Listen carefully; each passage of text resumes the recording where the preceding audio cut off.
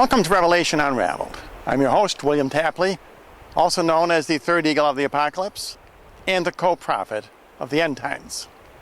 On this program, I want to talk about the 7 most dangerous weeks in American history. And those are the weeks we are about to enter. And the question is, will President Obama provoke Russia into World War III in these next 7 weeks? In other words, before the 1st of January, 2011. As my regular subscribers know, Obama is found in Bible prophecy.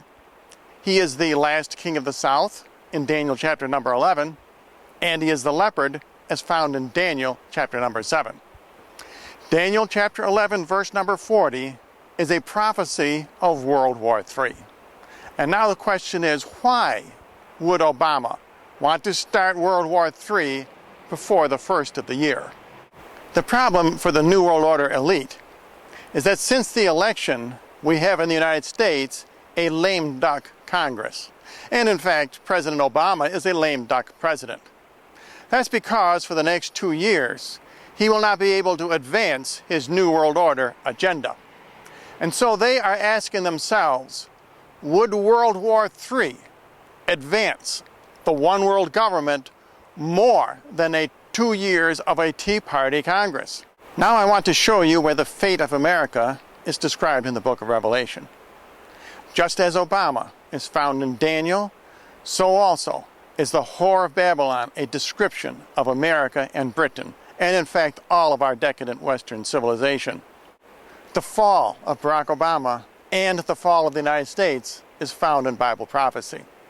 And woe to you false prophets who do not believe this.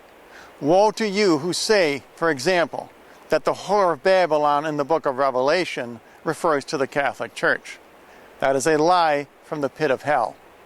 Now some of you are beginning to understand that the entity in Revelation 18 must be a commercial entity, and therefore is the United States of America.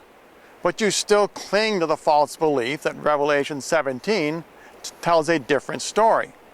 Let me show you how Babylon, as found in Revelation 18, is identical to Babylon, as found in Revelation 17.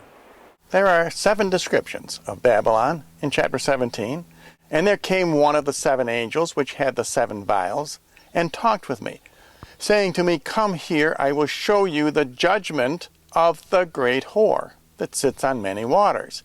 And almost the exact same phraseology is found in chapter 19, verse 2. For true and righteous are his judgments, for he has judged the great whore. Notice how the Whore of Babylon is described in decadent sexual terms. And the second description of Babylon in chapter 17, with whom the kings of the earth have committed fornication. And almost the exact same thing is in chapter 18.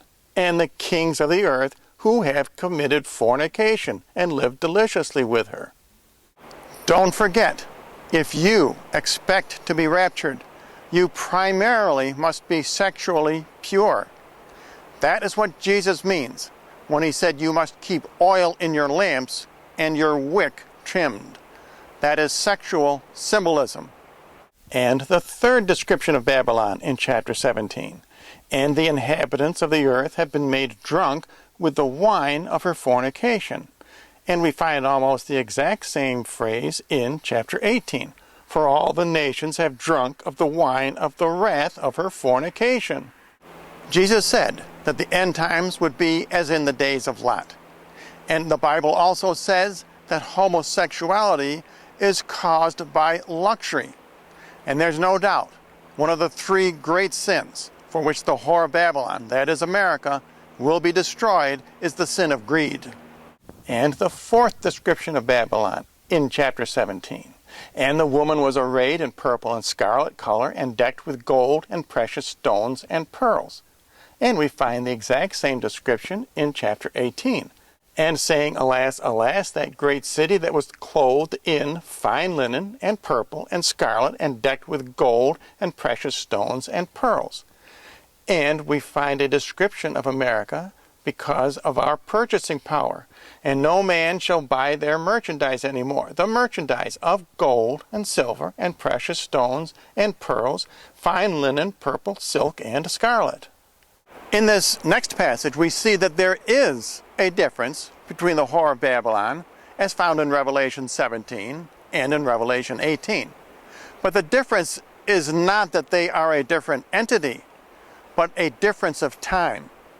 In other words, chapter 17 describes Babylon today. That is present-day America. In chapter 18, we find out what will happen to the United States in the very near future. And the fifth definition of Babylon in chapter 17. And upon her forehead was a name written, Mystery Babylon the Great, the mother of harlots and abominations of the earth. We see the same phraseology in chapter 18.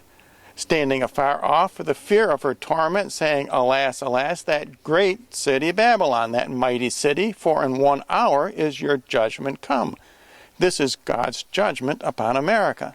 And in verse 21, And a mighty angel took up a stone like a great millstone and cast it into the sea, saying, Thus with violence shall that great city Babylon be thrown down.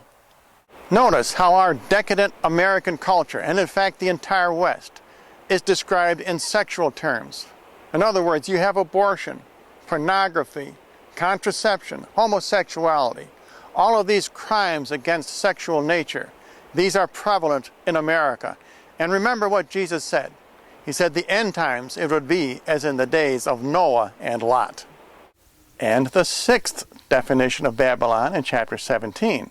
And I saw the woman drunk with the blood of the saints and with the blood of the martyrs of Jesus.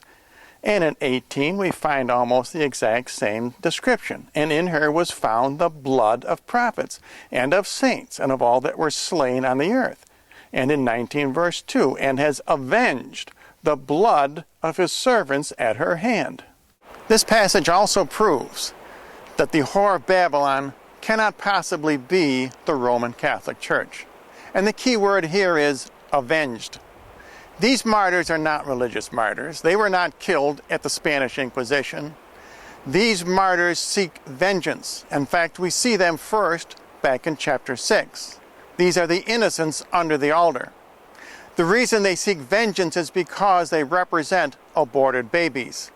They did not fulfill their life's potential. Remember, St. Stephen, for example, said, Lord, do not hold this crime against them when he was being stoned. And Jesus said on the cross, Father, forgive them, for they know not what they do. But these victims, these are not religious victims. These are victims of the crime of abortion. These are the 50 million dead babies who have been aborted in the United States of America.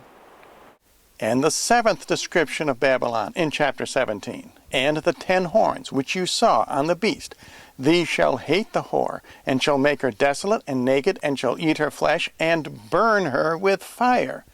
Now let's look at chapter 18. Therefore shall her plagues come in 1 day, death and mourning and famine, and she shall be utterly burned with fire. For strong is the Lord God who judges her. And in verse 9, shall mourn and lament, for when they shall see the smoke of her burning. So in conclusion, we see that both Daniel and the book of Revelation prophesy the downfall of our president, Barack Obama, and the United States of America. God has given us many warnings that this will happen. For example, just this week, there was the mystery missile off of California. Now, the media calls this an airplane. Well, I doubt it very much, but even if it was, it is a sign that there could be missiles right off our coasts. And in fact, that's how I am sure we will be attacked. I am sure that the hour of fire that comes upon the United States will be a nuclear attack. Personally, I have my food stored, I have water, I have a wood stove in the kitchen, I have a generator, because I know it is very likely that the New World Order will convince Barack Obama that the Tea Party Congress is not going to help them advance their New World Order agenda. World War III will provide the chaos and the New World Order mark of the beast, which is what they really want. And if you would like a free copy of my book, Revelation Unraveled, simply write to the address you see on your screen.